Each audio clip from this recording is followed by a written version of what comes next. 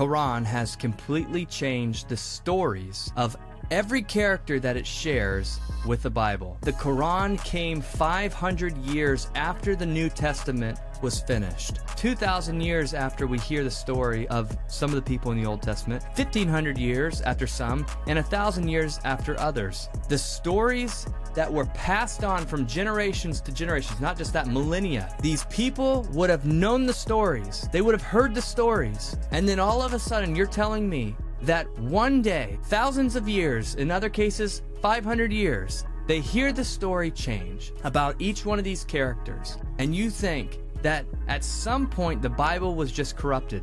There's no evidence that you can provide. I want to show you now a few points of these characters in an outline that I made for you. Let's start with Adam. Adam, made in the image of God. He is the one who causes original sin, he and his wife Eve. But the Quran removes the whole image of God. The Quran says that Adam was not made in the image of God and that there is no original sin. We can find that in Genesis 1:26-27 and Surah 15-26. We go on to Abraham and we see that the Quran replaces Isaac with Ishmael as the sacrifice son, changing God's covenant with Israel. This is kind of a big deal. Not only that, but Islam claims that Abraham was a Muslim, along with each one of these people.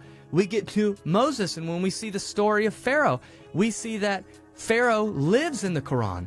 But in the Bible, Pharaoh is drowned in the sea. As we get on to David and Solomon, we see that the Quran totally erases their sins and makes them out to be Islamic prophets, and that Solomon has the ability to control demons. There is so much information on Solomon and David in the Bible, and none of this even comes close to matching up. How about the biggest one?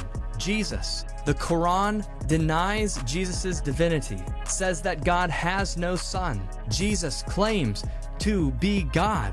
Jesus is the central figure of Christianity. He is the prophesied Messiah from the very beginning in Genesis, all the way through Revelation. We're talking a very long period of time, 1,500 years. The prophesied Messiah who comes, fulfills the messianic prophecy, and then when we get to the Quran, he's nothing more than a prophet.